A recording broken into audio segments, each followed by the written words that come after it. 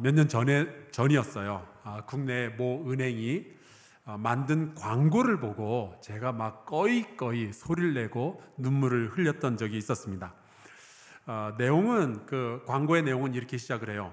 몰래 카메라를 하는데 아들을 둔 성년 남자들을 방에 이제 혼자 데려다 놓고 설문지를 줍니다. 그 설문지를 보면 이제 질문들이 있는데 그 질문이 이런 거예요. 가장 최근에 아들에게 사랑한다라고 말한 것이 언제입니까? 또 아들이 가장 좋아하는 음식은 어떤 겁니까? 아들이 자고 있는 모습을 지켜본 적이 있습니까? 또 아들의 사진이 당신의 지갑이나 전화기에 몇 개나 들어 있습니까? 이제 이런 질문들을 받고 이제 아빠들이니까 이 남자들이 미소를 지으면서 아주 쉽게 대답을 하죠. 그런데 잠시 후에 다른 설문지가 하나 또 나오는 거예요. 근데 이 설문지를 보면은 질문들은 거의 같은데 다만 아들이 어쩌고저쩌고 하던 것이 아버지로 다 바뀝니다. 그래서 아버지에게 가장 최근에 사랑한다고 말한 것이 언제였습니까? 이 질문이 나오는 거예요. 아버지가 제일로 좋아하시는 음식은 어떤 것입니까? 아버지의 사진이 당신의 지갑이나 전화기에 얼마나 들어있습니까? 이 질문을 갑자기 받았던 이 남자들이 막 당황하기도 하고 또 고민하기도 하죠. 그때 갑자기 그 방에 이제 TV가 한 대 놓여져 있었는데 이 TV가 탁 켜지면서 자기 아버지의 영상이 나오는 거예요. 저는 누구누구의 아버지입니다. 그러면서 자기 아들에 대해서 소개를 하는데 그 영상을 보고 그 방에 있던 남자들이 다 울음을 터뜨리게 되죠. 저도 그랬고요. 광고에 나왔던 그 남자들은 그 순간에 무슨 생각을 했을까요? 아버지를 잊고 살았던 거예요. 직장 생활에 바쁘고 자식 키우느라 바빠서 정작 자기를 낳고 키우고 사랑하고 여기까지 있게 해주었던 아버지를 잊고 살았던 거죠. 내 사진을 당신의 지갑에 끼워서 들고 다니던 그 아버지를 잊고 살았던 거예요. 저도 이 광고를 보고 갑자기 돌아가신 아버지가 생각이 나서 한참을 울었던 것 같습니다. 그래서 인터넷 보면은 이 영상에 대해서 대한민국 남자들을 울린 광고라고 되어 있어요. 한번 여러분도 검색해 보시면 나올 겁니다. 근데 그러고 보면요, 우리는 참 그 소중한 것들을 잊고 살아가는 경우가 많이 있는 것 같아요. 여러분 부모님 살아계실 때 꼭 효도하시길 바라고 이번 추석 때도 맛있는 거 사드리고 또 사랑합니다라는 이 이야기 꼭 부모님께 하시기를 주 이름으로 축원합니다. 근데 우리의 신앙생활도 똑같아요. 정말 소중한 것들을 그냥 잊고 지날 때가 많이 있습니다. 그래서 지난 몇 주 동안 우리가 다시 쓰는 사랑 고백이라는 주제로 우리가 잊고 살았던 신앙의 가치들을 하나하나 꺼내서 다시 생각해보고 또 새롭게 조명해보고 있습니다. 오늘은 그 마지막 시간으로 하나님의 선교에 대해서 우리가 같이 말씀을 나누어 보려고 해요. 우리 함께 이제 스크린에 쓰여진 문장을 고백하고 이어서 말씀을 나누도록 하겠습니다. 같이 고백할까요? 우리는 하나님의 선교를 사랑합니다. 아멘. 오늘 우리가 함께 읽은 이 골로새서를 보면은 사도 바울이 자기의 사명에 대한 이야기를 하죠. 25절에 보면은 자기가 교회의 일꾼이 되었다라고 이야기하고 또 자기에게 직분이 주어졌다라고 이야기를 합니다. 자, 그래서 그 직분이 무엇이냐 하면은 28절에 이렇게 쓰여져 있어요. 우리가 그를 전파하여 각 사람을 권하고 모든 지혜로 각 사람을 가르침은 각 사람을 그리스도 안에서 완전한 자로 세우려 함이니. 그러니까 바울의 사명이자 직분은 예수를 전파하고 또 사람들을 가르쳐서 그 사람들이 성장하고 완전한 사람들로 세워지게 하려는 것, 바로 그거였어요. 그러니까 바울은 자기가 이런 임무를 받은 일꾼이다라고 소개를 하는 거죠. 그럼 이렇게 이야기를 하면은 좀 궁금해지는 게 있습니다. 뭐냐면은 바울이 일꾼이라면 그 일을 누가 시켰느냐 하는 거예요. 제가 어렸을 때 깨달았던 건데, 저희는 이제 누님 두 분 계시고 저 아들 하나, 그래서 3남매인데 이 삼남매가 어머니한테 야단을 맞을 때는 주로 두 가지 이유 때문이었어요. 위에 그 누님 두 분은요, 그 누님들이 야단 맞을 때는 주로 어머니가 시킨 일을 안 했을 때 야단을 그렇게 맞으시더라고요. 근데 제가 야단을 맞을 때는 주로 시키지 않은 짓을 했을 때 야단을 맞게 되는 거예요.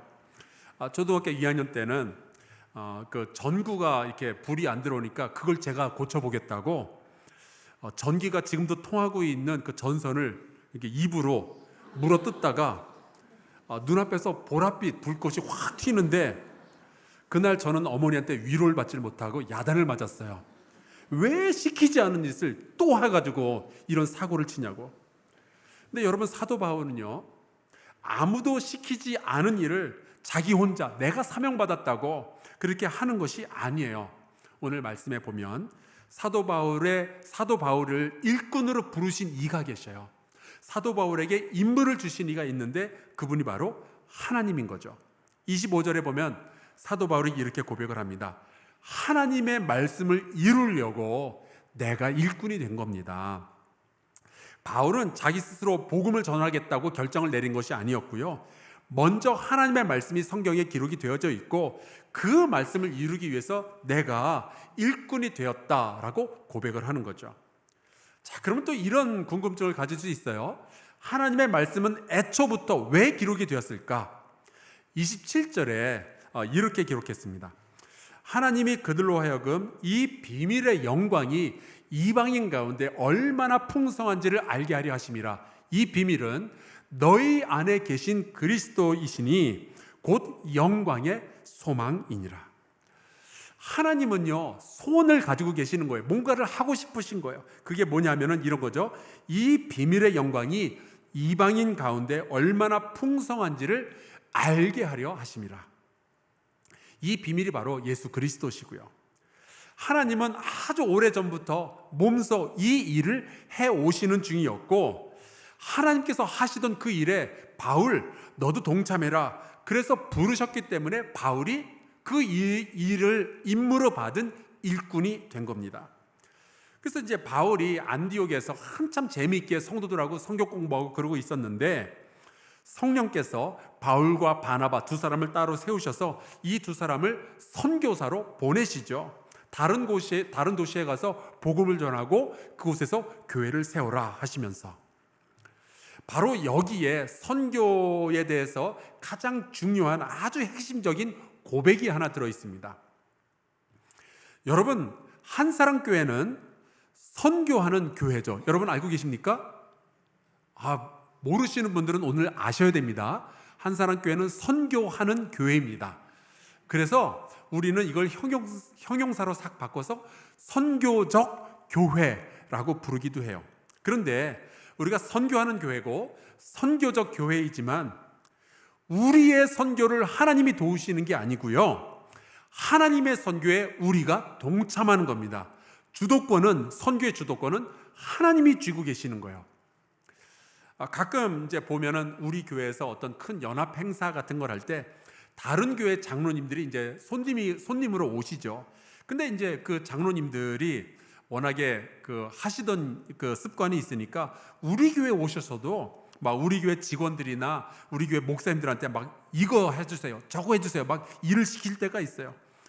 그러면은 우리 사역자들은 아니 당신이 누구신데 우리한테 일을 시킵니까? 그래도 되는데 하도 마음이 착해가지고 또 시키는 대로 막 일을 해요. 근데 여러분, 정확히 말하자면 딴 교회에서 오신 그 장로님들은 우리 교회 행사를 도와주러 오신 거지, 그분들의 행사를 위해서 우리 사역자들이 도와주고 그러는 거는 아니잖아요. 여러분, 이게 흔들리면 안 돼요. 우리가 선교 참 말을 많이 하는데 도대체 우리는 누구의 선교를 하고 있는 건가? 이게 흔들리면 안 됩니다. 이게 확실해야 돼요. 여러분, 다시 한번 힘주어서 제가 말씀드릴게요. 우리는 우리 선교를 하는 게 아니라 하나님의 선교를 하고 있는 겁니다. 우리 뜻대로 선교하려고 하나님을 끌어들이는 게 아니고 하나님의 선교에 동참하기 위해서 우리 자신을 내어드리는 거예요. 자, 그렇다면 이 하나님의 선교가 도대체 뭔지 우리가 좀 알아볼 필요가 있겠죠. 제가 여기에서 오늘 오신 분들한테 특별히 아주 놀라운 사실을 하나 알려드리겠습니다. 한국말 성경에는요, 선교라는 단어가 단 한 번도 나오지 않습니다. 놀랬죠? 여러분이 안 놀라시면 제가 놀래요. 알고 있었던 건가요? 예, 모르셨죠? 혹시라도 제 말이 믿기지 않으면 한번 찾아보세요. 혹시라도 성경에 선교라는 글자가 있다고 찾아오시면 제가 5만 원 드릴게요. 써가지고 오시면 안 되고 인쇄된 걸로만. 여러분, 하나님께서 삼위일체로 계시지만 성경에는 삼위일체라는 단어가 없는 것처럼 하나님은 선교하시는 하나님이시지만 선교라는 단어는 성경에 나오지 않아요. 그러면 왜 우리가 이렇게 선교라는 단어를 맨날 쓰고 우리 교회는 선교하는 교회라는 이야기를 하고 그럴까요? 여러분, 너무 혼란스러워 하실 필요는 없고 제가 설명을 드릴게요. 이 선교라는 단어는 본래 보낸다라는 단어에서 출발을 했습니다. 이제 성경을 보면은 하나님은 이 세상에서 어떤 일을 하실 때 꼭 어떤 사람들을 선택하셔서 그 사람들을 보내시죠. 이 보낸다라는 말이 헬라어로 아포스텔로 혹은 펜포라는 단어를 쓰게 되는데, 이 단어들은요 둘 다 보낸다, 파송한다 그런 뜻을 가지고 있어요. 그래서 이렇게 보냄을 받은 사람은 당연히 임무 혹은 사명이라는 것을 가지게 되죠. 그래서 이 임무, 사명이라는 말이 영어로 미션이라는 단어를 쓰게 되고 이게 우리말로는 선교로 번역이 된 거예요. 그래서 여러분, 선교하는 교회라는 것은 성경적으로 말하자면 파송하는 교회 혹은 보내는 교회라는 뜻이 됩니다. 선교사라는 말은 사실은 보냄을 받은 자라는 뜻이고요. 이 보냄을 받은 자가 바로 성경에 나오는 사도입니다. 우리가 사도 그러면 어디 가서 말씀 전하고 병자 고치고 막 기적 행하고 이런 사람들로만 생각을 하는데, 사도는 정확하게 말하자면 주님에 의해서 어떤 임무를 가지고 보냄받은 사람이 사도예요. 성경을 보면은 하나님은 늘 어떤 일을 세상에서 이루시기 위해서 사람들을 보내시죠. 예를 들어서 창세기 45장에 보면은 요셉이 자기를 예전에 죽이려고 했고 결국 노예로 팔아넘긴 아주 그 못돼 먹은 형제들을 만나서 하는 이야기가 기록되어 있습니다. 그때 요셉이 이런 이야기를 해요. 하나님이 큰 구원으로 당신들의 생명을 보존하고 당신들의 후손을 세상에 두시려고 나를 당신들보다 먼저 어떻게 하셔요? 보내셨나니. 요셉은 옛날에는 자기가 형들한테 미움받아가지고 노예로 팔려서 애굽으로 온 줄 알았었거든요. 그런데 시간이 흐르면서 깨닫는 거예요. 하나님이 먼저 나를 이곳에 보내셨구나. 왜 보내셨는가? 여기에 이제 요셉의 임무 혹은 요셉의 사명이 있는데, 요셉의 임무는 굶주려서 죽어가는 백성들을 살려내는 거였어요. 그들에게 음식을 주고 그들이 먹고 살도록 하는 거죠. 당신들의 생명을 보존하고 당신들의 후손을 세상에 두시려고 이 임무 때문에 하나님이 나를 먼저 보내셨습니다 라고 요셉이 고백하는 거죠. 출애굽기 3장에 보면은 모세가 하나님을 호렙산에서 만나요. 그때 하나님께서 이제 모세에게 이런 말씀을 하시죠. 이제 내가 너를 바로에게 어떻게 하셔요? 보내요. 너에게 내 백성 이스라엘 자손을 애굽에서 인도하여 내게 하리라. 하나님은 이번에는 모세를 보내시는 거예요. 모세의 임무는 무엇이냐? 억압과 착취로부터 하나님의 백성을 구출하는 겁니다. 그래서 그 사람들을 이끌고 홍해를 건너고 광야를 건너서 가나안 땅까지 이르게 되는 것, 이게 모세의 임무였어요. 그런데 이제 모세는 사실은 그 일을 하기가 싫었죠. 그래서 아이고 저는 말을 못합니다. 저는 능력이 없습니다. 이렇게 뒷걸음질 치는데 하나님이 아주 강력하게 원하시니까 모세는 결국 보냄을 받은 거예요. 그러니까 여러분, 이것을 한 걸음 떨어져서 보면 이런 겁니다. 하나님의 계획을 이루는 일에 모세가 참여하게 된 거죠. 예레미야서를 보면은 하나님께서 예레미야 선지자에게 이런 말씀을 하셔요. 7절, 1장 7절입니다. 여호와께서 내게 이르시되 너는 아이라 말하지 말고 내가 너를 누구에게 어떻게 하든지 보내든지 너는 가며 내가 너에게 무엇을 명령하든지 너는 말할지니라. 하나님은 이스라엘 백성에게 하고 싶은 말씀이 있으셨어요. 그들이 얼마나 많은 죄를 지어왔는지, 그래서 그 죄 때문에 어떤 결과가 있게 되는지 말씀하고 싶으셨어요. 하지만 그냥 그런 경고의 말씀만, 그런 저주의 말씀만 하시는 것이 아니라 하나님은 여전히 이스라엘 백성을 사랑하고 계시며 그들을 구원하기 원하신다는 이 말씀을 전하고 싶으셨던 거예요. 너희가 지금이라도 부르짖어 기도한다면 내가 너희의 기도를 듣고 응답하겠다, 이 말씀을 하고 싶으셔서 예레미야를 보내시는 거죠. 그러면 이제 이런 이야기를 쭉 들으면서 우리는 또 이렇게 질문할 수 있어요. 아유, 하나님이 직접 하시지, 능력도 많으시면서 천군 천사를 보내서 말씀하시거나 아니면 모든 사람들이 어느 날 밤 똑같은 시간에 똑같은 꿈을 꾸게 하시면은 얼마나 편해요. 제가 그런 생각을 안 해본 게 아닙니다. 그런데 성경을 보면은 어떤 패턴이 보이는 걸 어떻게 해요? 하나님은 늘 어떤 사람을 세우시고 그를 보내셔서 하나님의 일을 하게 하시는 거예요. 더 정확하게 말하자면 하나님의 계획에 이 사람이 동참하게 만드시는 거죠. 좀 답답해요. 근데 그게 하나님의 방법인 걸 어쩌겠습니까?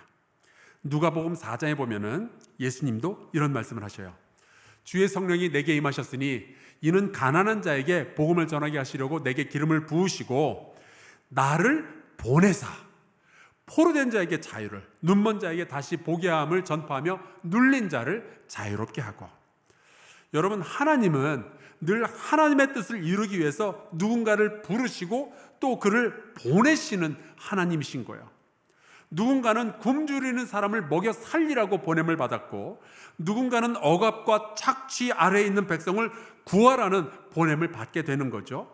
누군가는 하나님의 말씀을 선포하라고 보냄을 받았고, 예수 그리스도는 세상을 구원하라고 보냄을 받는 거예요. 그러니까 하나님은 늘 보내시는 하나님이신 거죠. 그래서 보내시는 하나님, 이게 하나님의 선교인 겁니다. 여러분도 느끼시는지 모르겠는데 제가 가끔 우리 아들하고 저랑 똑같이 생겼다는 이야기를 들어요. 여러분도 그렇게 생각하십니까? 그렇군요. 근데 예수님도 하나님과 똑 닮았다는 생각을 할 때가 있어요.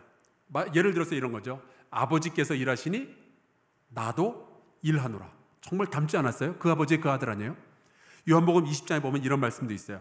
아버지께서 나를 보내신 것 같이 나도 너희를 보내노라. 하나님은 아들을 보내시고 그 아들은 우리를 보내시는 거예요. 그래서 하나님의 목적을 이루려고 하시는 거죠. 근데 우리가 이제 선교 그러면은 늘 우리 머릿속에는 떠오르는 그림이 있어요. 선교사가 파송을 받아서 해외로 가서 복음을 전하고 교회를 세우고, 물론 그것도 선교지만 그건 굉장히 협소한 의미의 선교입니다. 선교는 더 크게 넓게 보자면 이런 거예요. 하나님이 하시고자 하는 일에 동참하는 것, 이게 선교입니다. 그게 복음을 증거하는 일일 수도 있겠고, 그게 가난한 아이들 먹여 살리는 일일 수도 있겠고, 그것이 병원이 없는 곳에서 죽어가는 사람들을 치료하는 일이 될 수도 있는 거죠. 제가 예전에 이제 저희 장모님하고 같이 아프리카의 케냐에 선교여행을 같이 간 적이 있었어요. 근데 거기서 아주 독특한 선교사님을 한 분 만났습니다. 필이라는 이름을 가진 미국 선교사님이었는데, 이분은 뭐 성경을 가르치거나 혹은 뭐 교회를 세우는 그런 일을 안 하셔요. 대신에 이분은 비행기를 운전하는 분이었습니다. 원래 이제 미국에서 비행기 기장 일을 하시다가 은퇴하고 나서 자기가 이제 비행기를 운전할 줄 아니까 그 기술을 가지고 선교사가 되신 거예요. 근데 이분이 정말 필요하더라고요. 아프리카 대륙에 가면은 어떤 곳에는 아예 길이 없어요. 그러니까 걸어서 들어가야 되는 곳이 굉장히 많이 있고, 또 급한 경우에는 차로 갈 수가 없는 지역이 너무나도 많이 있는 거죠. 그때 이 선교사님이 비행기를 몰고 나타나는 거예요. 그래서 어느 선교사님이 어느 밀림 속에 있는 어느 부족에게 간다 그러면 그 선교사님을 태우고 이분이 비행기를 운전해서 그곳에 가서 이분을 내려드리는 거죠. 때로는 급한 환자가 있다 그러면은 이 환자를 비행기에다 태워가지고 병원까지 날아가는 거예요. 이분의 사역하는 이야기를 들었는데 너무 멋있더라고요. 복음을 전하거나 성경을 가르치지 않아도 하나님의 일을 이루어가는 데는 아무런 부족함이 없는 거예요. 그래서 크리스 라이트라는 학자가 이렇게 말을 했습니다. 선교는 세계적인 하나님의 세계적인 백성이 세계적으로 활동하는 것이다. 우리 사랑하는 한사랑교회 성도 여러분은 세계적으로 활동하는 성도들 되시기를 주의 이름으로 축원합니다. 근데 저는 이렇게 일하시는 하나님이 너무 좋은 거예요. 그래서 저는 하나님의 선교를 사랑합니다. 이 고백을 달고 살고 있죠. 그런데 하나님은 왜 이렇게 다양한 사람들을 다양한 곳으로 다양한 환경 속으로 보내셔서 하나님의 일을 하게 하실까요? 그 목적이 뭘까요? 하나님은 도대체 무슨 목적을 가지고 이렇게 사람들을 보내시는 걸까요? 저는 그 이유를, 그 목적을 창세기 1장 1절에서 발견했습니다. 우리 잘 아는 말씀인데 목소리 앞에서 같이 읽겠습니다. 시작. 태초에 하나님이 천지를 창조하시니라. 아멘. 사람들이 이 땅에 태어나면요, 선택 가능한 것이 있고 선택 불가능한 것이 있습니다. 예를 들어서 내가 무슨 옷을 입고 교회에 갈지, 이건 선택 가능한 거잖아요. 내가 점심에 무슨 음식을 먹을지, 이건 선택 가능하죠.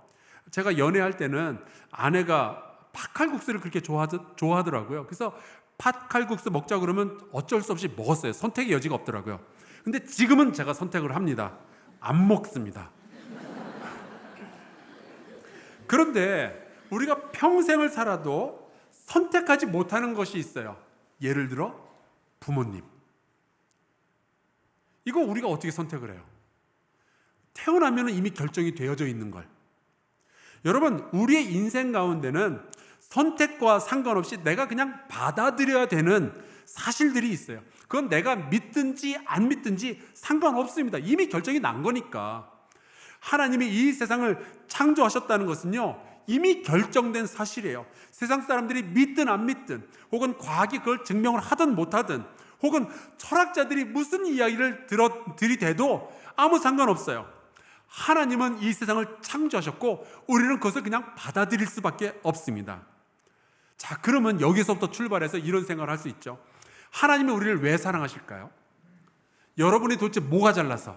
잘나긴 하셨는데 그렇다고 뭐 하나님의 사랑을 받을 만큼 잘났냐? 그건 아니거든요. 여러분이 뭘 그렇게 의롭고 뭘 그렇게 잘나서 하나님이 여러분을 사랑하실까요?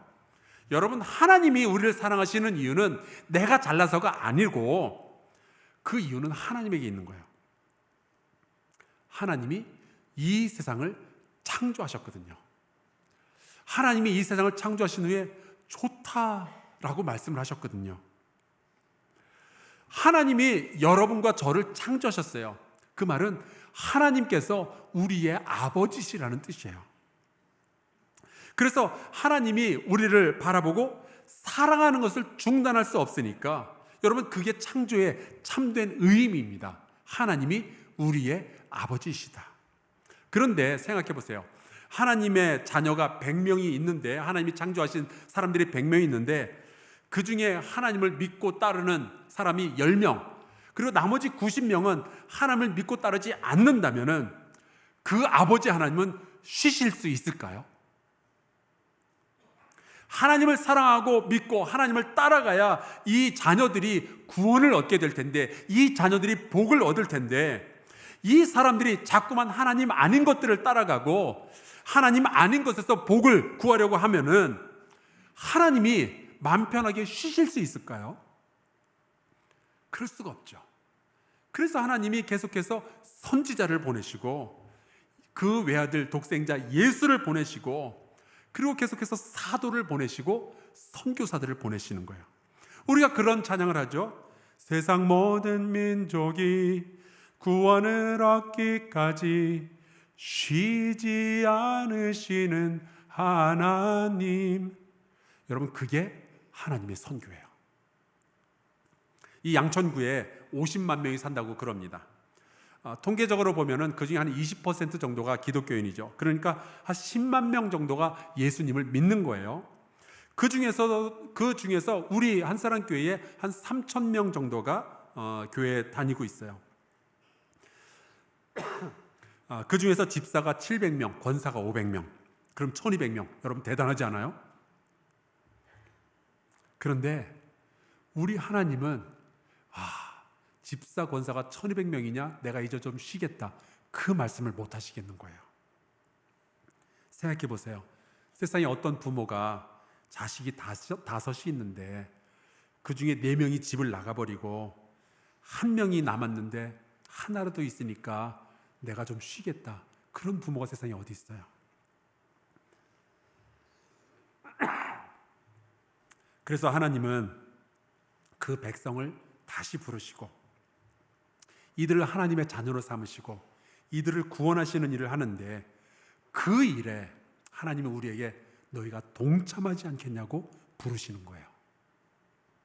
이것이 하나님의 선교입니다.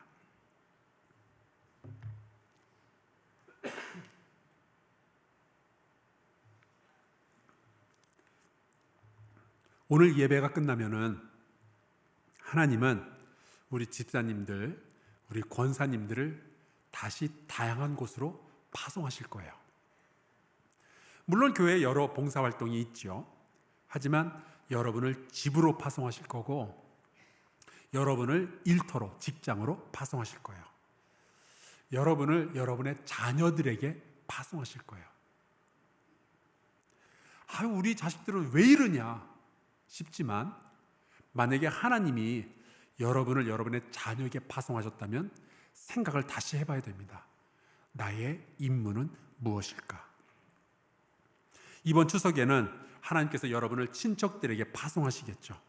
거기에서 복의 근원이 되라고, 거기에서 예수의 이름을 증거하라고. 내가 왜 이런 집구석에 시집을 왔나 그러지 마시고, 내가 왜 이런 직장에 다니고 있느냐 한심하다 그러지 마시고, 하나님은 왜 나를 이 시간에 여기로 보내셨을까? 이 질문을 해야 되는 거예요. 그리고 하나님께서 여러분에게 주신 임무가 발견된다면 기쁨으로 그 임무를 수행하시기를 주의 이름으로 축원합니다. 하나님은 우리 장로님들을 이 예배 후에 또 파송하실 거예요. 오늘 이제 예배 후에 기획위원회가 있고 또 교회의 여러 가지 중대한 사무들을 우리가 처리하겠지만 그게 우리 장로님들의 사명의 전부가 결코 아닙니다. 장로님들, 제 생각이지만 장로님들의 가장 중요한 사명은요, 세상에서 그리스도의 영광을 드러내는 거예요. 이게 제일 중요해요. 하나님이 그 일을 위해서 우리 장로님들을 부르시고 직장으로, 집으로, 또 여러 가지 상황들로 파송을 하시는 겁니다. 하나님의 목적을 이루기 위해서 복음을 전하고, 때로는 사람들이 하나님을 아버지로 부르며 사람들을 치유하는 그 순간이 올 때까지 일하도록 하나님이 사람들을 보내시는 거죠. 가난한 사람들을 먹이는 것들, 병든 사람들을 치유하는 것들, 이것이 우리의 아버지 되시는 하나님의 선교고 자녀된 우리가 참여하는 일이 되는 겁니다.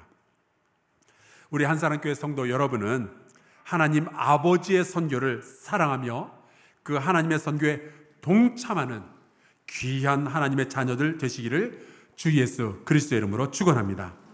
우리 같이 찬송 부르고 좀 기도하면 좋겠어요. 찬송가 505장 후렴에 있는 가사가 이렇게 됩니다.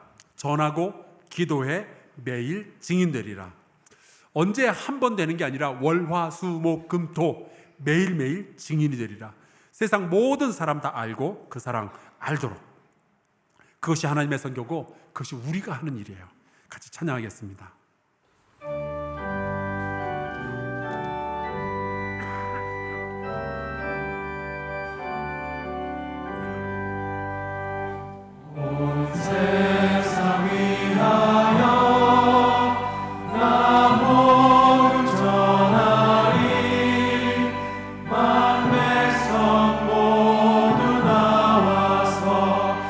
말씀 들으라.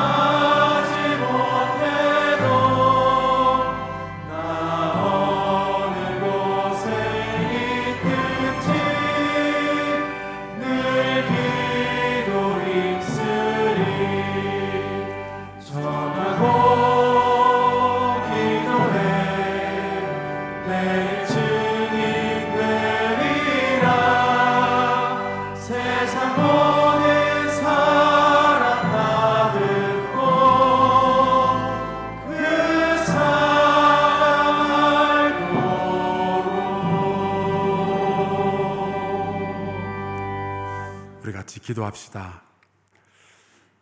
이러한 기도의 제목을 함께 나누고 싶어요.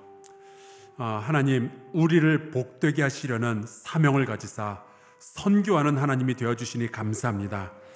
이제 주님께서 우리 성도들을 세상으로 보내실 때 내 생각, 내 능력이 아니라 하나님의 마음을 가지고 하나님의 능력으로 일하게 하여 주옵소서. 우리 동성으로 같이 기도하겠습니다. 살아계신 여호와 하나님 아버지, 주님께서 우리를 복되게 하시려는, 우리를 회복시키시려는, 우리를 구원하시려는 이 거룩한 사명을 품고 계시니 감사합니다. 아버지셔서 그런 것 저희가 이제 깨닫습니다. 하나님께서 이제 우리를 또한 보내셔서 그 일을 감당하게 하실 텐데, 아버지, 우리가 이 하나님의 선교에 기꺼이 동참할 수 있도록 아버지 역사해 주시옵소서. 하나님께서 이루어 가시는 이 선교에 우리가 동참하고 하나님의 선교를 이루어가는 이 기쁨이 우리의 삶 속에 가득 채워줄 수 있기를 소망합니다. 하나님 역사하여 주시옵소서.